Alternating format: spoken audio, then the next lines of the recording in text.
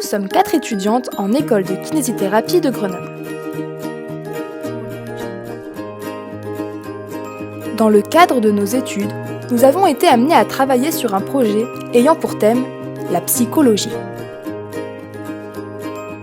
Durant notre stage, nous avons remarqué l'importance du relationnel dans la pratique de soins et nous nous sommes demandé quelle place pouvait avoir le rire dans cette relation.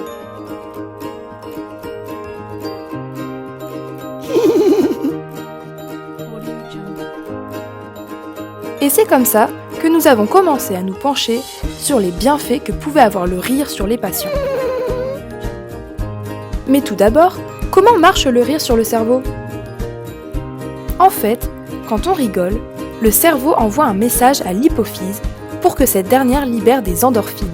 Les endorphines, ce sont des hormones naturelles, équivalentes à la morphine, et qui ont pour but de diminuer la douleur, l'anxiété et de régulariser l'humeur. Elles sont libérées dans les vaisseaux sanguins et elles se fixent sur des neurones afin de bloquer le message de la douleur. En plus de tout ça, le rire entraîne une augmentation de la synthèse de sérotonine. C'est une hormone qui est diminuée pendant la dépression. Le rire a aussi un effet bénéfique sur le système immunitaire avec une action anti-inflammatoire. En plus, le rire met en jeu principalement le système parasympathique. Il va donc ralentir le cœur, entraîner une diminution de la tension artérielle et réduire la sécrétion d'adrénaline, ce qui va diminuer le stress. Mais depuis quand s'intéressons-nous au rire dans la santé ? C'est Norman Cousins, en 1964, qui fut le premier à expérimenter la thérapie par le rire en utilisant la pensée positive et le rire. Il était atteint d'une maladie arthritique très douloureuse, considérée comme irréversible. Sa méthode était de regarder des films comiques et de consommer beaucoup de vitamine C. Après 6 mois de ce traitement, il était complètement rétabli.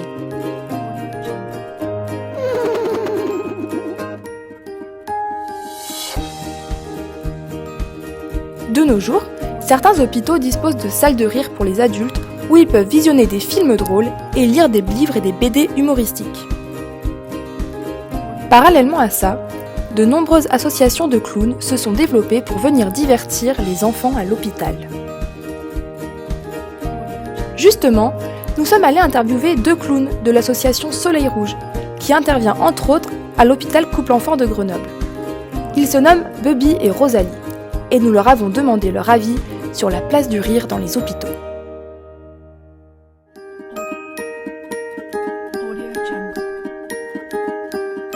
Que pensez-vous que le rire apporte aux enfants ?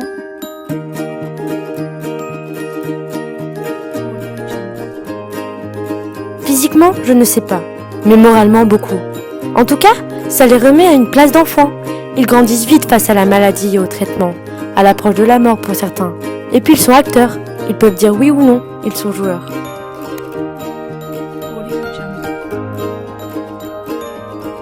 Juste de vrais instants enfantins comme pourraient vivre leurs copains dans les cours d'école, parce que pour certains, pour le moment, ce n'est pas encore possible. Qu'est-ce que vos séances apportent à ces enfants ? Les retours sont vraiment très positifs. Il y a parfois des enfants qui viennent qu'une demi-journée chaque semaine et ils adaptent exprès leur rendez-vous en fonction du moment où il y a les clowns. On a plein de témoignages, des lettres de parents, des dessins, puis on regarde leurs yeux. Ce qui est intéressant, c'est d'aller observer ses collègues quand ils travaillent.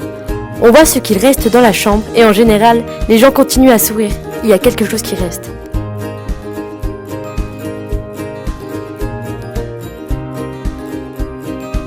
Afin de compléter cette interview, nous avons trouvé une citation résumant bien l'intervention du rire au sein des structures de soins. Il n'est pas question de transformer les cabinets médicaux en cirque ou en musical. Mais on peut concevoir que l'attitude optimiste contribue à la santé, le rire étant dans cet objectif un allié précieux. Monsieur Rubinstein.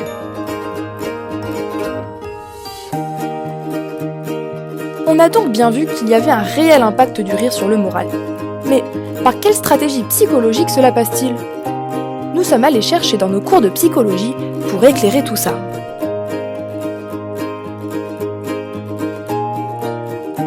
Tout d'abord, la définition de l'OMS de la santé.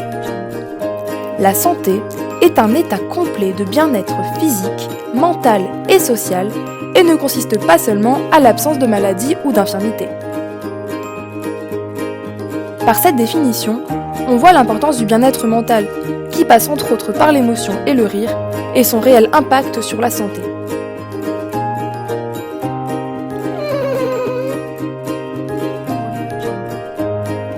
Nous nous sommes d'abord interrogés sur l'effet placebo du rire.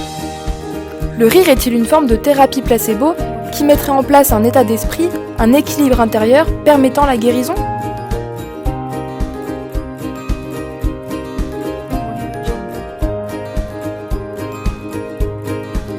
Dans notre cours, nous avons trouvé un schéma qui a attiré notre attention. Il met en évidence la théorie physiologique, avec la libération d'endorphines. Justement, nous avons vu tout à l'heure que le rire provoque une augmentation importante d'endorphines. On voit donc qu'il a un réel rôle sur l'attente du patient. Je pense que je vais aller mieux. Nous avons donc bien la preuve de son rôle de thérapie placebo et de son impact pour influencer la maladie. Il y a là la notion de contrôle personnel.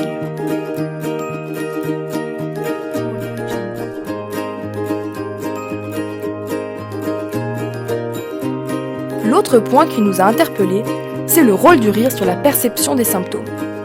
Perception qui est dépendante des composantes individuelles dont l'humeur. En effet, l'humeur est fortement impliquée dans la perception de la douleur via la diminution de l'anxiété. Un stress élevé provoque une fréquence plus élevée de signes de douleur. En résumé, plus on rigole, plus on est de meilleure humeur, et donc moins on est stressé et moins on est vigilant à nos douleurs. Un individu est confronté à la maladie de deux façons. En percevant les symptômes, là-dessus le rire a son importance comme nous venons de le voir, mais aussi en recevant des messages sociaux de la part entre autres des soignants. Justement, un des objectifs majeurs de la psychologie en santé, c'est d'améliorer la communication professionnelle de santé et patient.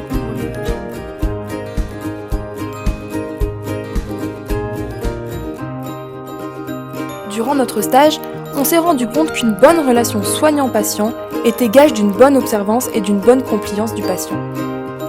Le soignant a donc un réel rôle d'éducation thérapeutique qui passe par une adaptation de la prise en charge, de bons outils de communication et une personnalisation de l'information donnée.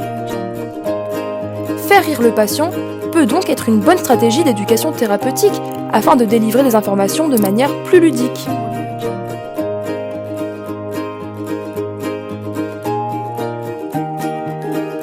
Voilà, notre travail est maintenant fini.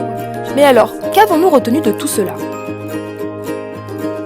Le rire n'est pas seulement social, il a un réel intérêt au niveau hormonal. Il peut être très utile afin de faire accepter le soin aux patients. Et en tant que futurs professionnels de santé, ça nous a permis de nous interroger sur la place du rire dans nos relations de soins.